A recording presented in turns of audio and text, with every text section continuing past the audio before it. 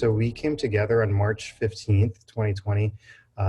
Really, at that time, there was no major impact of COVID-19 in the United States. There were less than 100 cases, but a large number of us came together through social media at first, and then through networks of academic institutions and other practice settings to create a registry of patients with cancer and COVID-19 to try to learn about what the impact of this disease was going to be on patients with cancer.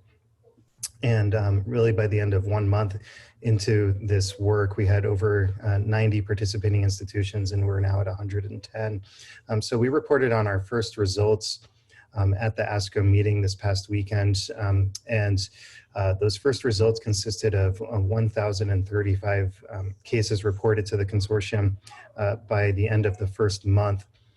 We reported only on those patients who had laboratory confirmed SARS-CoV-2, which turned out to be about 930, or precisely 928 patients.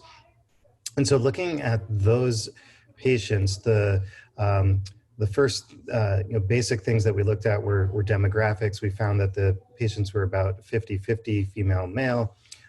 We found that there were more African-American patients than might be expected from census distributions, and we found fewer white or Caucasian patients than might be expected. We found that there were primarily ECOG 0 and 1, so good performance status, although a substantial proportion of these reported cases had ECOG of 2 or worse. We also found that many different cancers were represented, with breast cancer being the most common at over 20% of the reported cases, followed by prostate cancer, followed by GI, and several others. And about half of the patients had active cancer, and about half were on active treatment. Notably, these populations don't necessarily overlap because a patient can be receiving adjuvant therapy while being in remission, and a patient with active cancer cannot necessarily be on treatment. So these were separate variables that we collected. So we found overall that 13%, or 121 of these patients had died, and all of the patients that had died within 30 days of their COVID-19 diagnosis.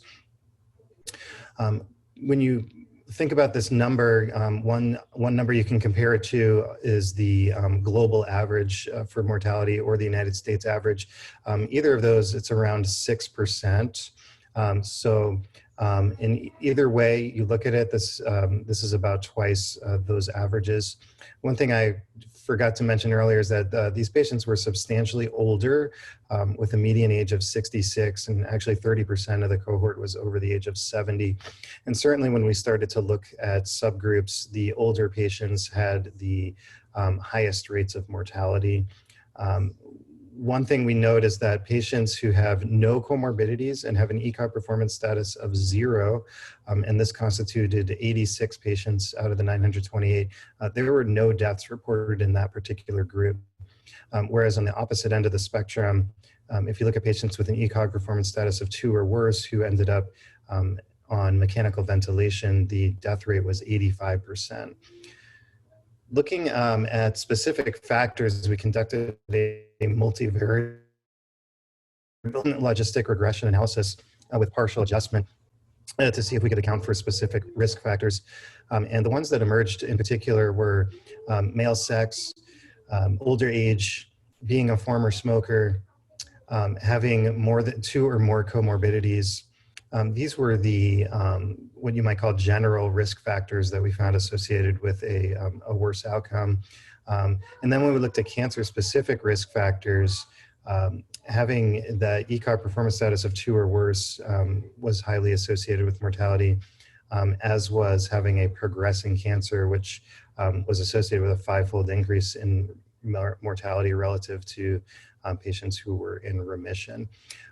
Some notable findings that did not reach statistical significance were having undergone a recent surgery or being on an active treatment, in which we defined as having chemotherapy or other treatments within 4 weeks. Those were not independently associated with mortality as independent risk factors.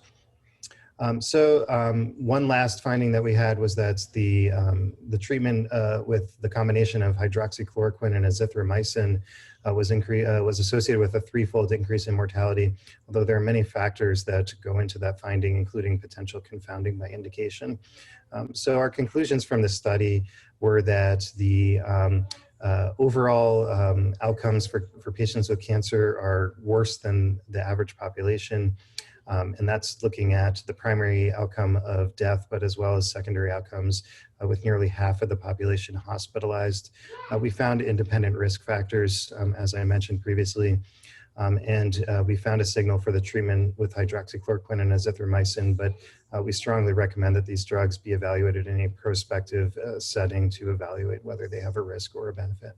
So I think there are 2 main takeaways from this study. One is that for healthy populations, that probably they should proceed with their treatment, and that delaying treatment when we know that there are life-saving or life-extending treatments for these populations might not be needed. So with caution, they could proceed with surgeries, chemotherapy, and so forth. On the other hand, what we were seeing with the older patients and those with progressing cancer and poor performance status really suggests that treatment needs to be really carefully considered when weighing the risks and the benefits, and advanced care planning, which should always take place with any patient diagnosed with cancer, or really any patient, but advanced care planning, both with patient and family, really needs to happen ideally well before a COVID-19 diagnosis. And those patients in particular should do everything they possibly can to avoid infection with SARS-CoV-2.